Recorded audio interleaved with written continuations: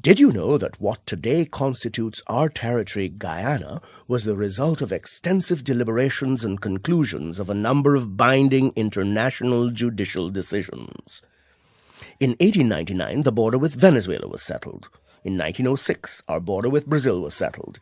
Then, in 1936, the Brazil-Guyana-Suriname tri-junction point was agreed upon. This year, Guyana celebrates our 50th anniversary as an independent nation. Our country also observes another significant milestone, as 2016 marks the 50th anniversary since the signing of the Geneva Agreement. The Ministry of Foreign Affairs, in an effort to place even greater emphasis on making Guyanese aware of interesting historical facts about our borders, has begun a series of public interest initiatives that are aimed at reinforcing our knowledge of our dear land of Guyana. The Foreign Policy Fact File is one such initiative.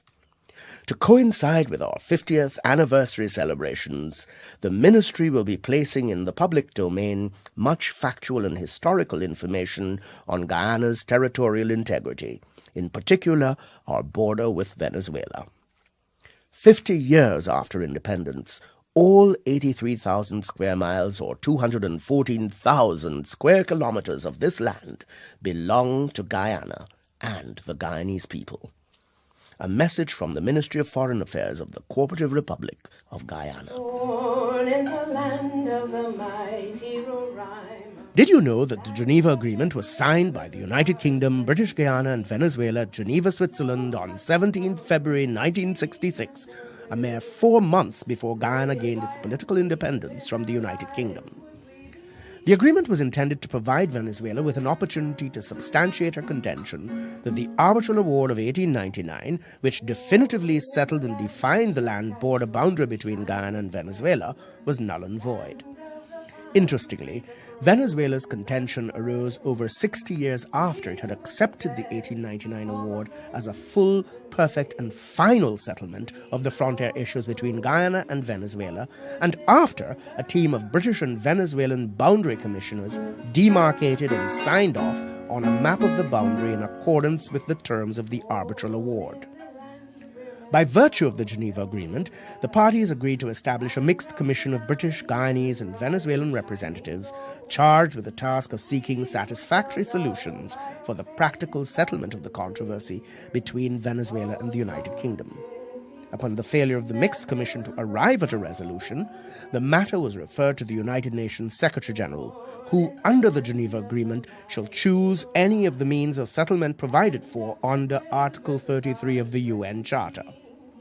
The government of Guyana has requested the United Nations Secretary-General to activate the mechanism of judicial settlement to resolve the existing controversy, which has arisen because of Venezuela's continued and unfounded claim to 5/8 of Guyana's territory.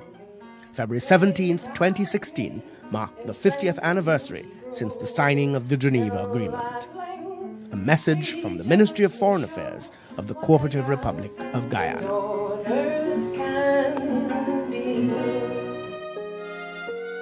At no time in history did Venezuela ever own the Esequibo region, yet they began making claims to it in the early 1800s.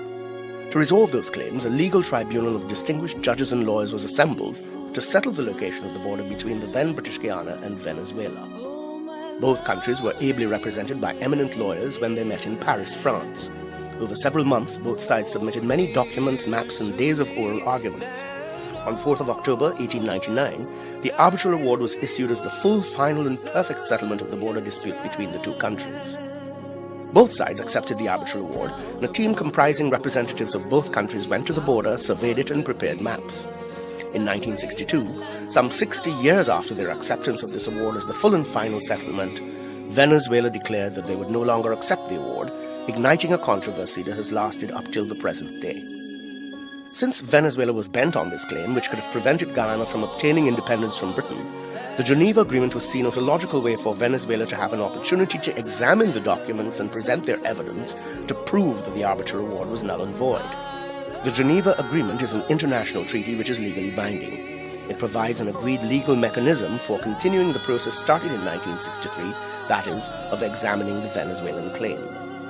The Geneva Agreement was the result of the 2-day Geneva Conference on the Guyana-Venezuela controversy and was held on the 16th and 17th of February 1966. The agreement specified that a mixed commission of Guyanese and Venezuelan representatives would be established to seek satisfactory solutions for the practical settlement of the controversy between Venezuela and the United Kingdom, which had arisen as a result of the Venezuelan claim that the arbitral award of 1899 about the frontier between British Guyana and Venezuela was null and void. After numerous breaches of the Geneva Agreement by Venezuela, and after having pursued the good offices process to no avail, Guyana is now requesting that the UN Secretary-General use his office, as the Geneva Agreement specifies, to put the controversy to the judicial process at the International Court of Justice.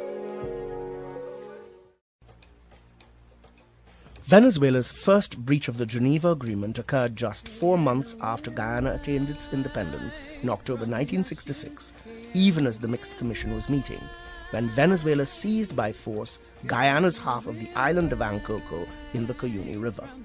It has remained in occupation of that island ever since, using it as a base for repeated incursions into Guyana territory, harassing miners and engaging in occasional acts of provocation against Guyanese citizens, which are breaches of the Geneva Agreement. The Geneva Agreement is a short document consisting of 8 articles. It has nothing to do with any adjustment or revision of the internationally defined and accepted border between Guyana and its western neighbor Venezuela, but in fact has provided a mechanism for Venezuela to show reason for their contention that the 1899 arbitral award is null and void.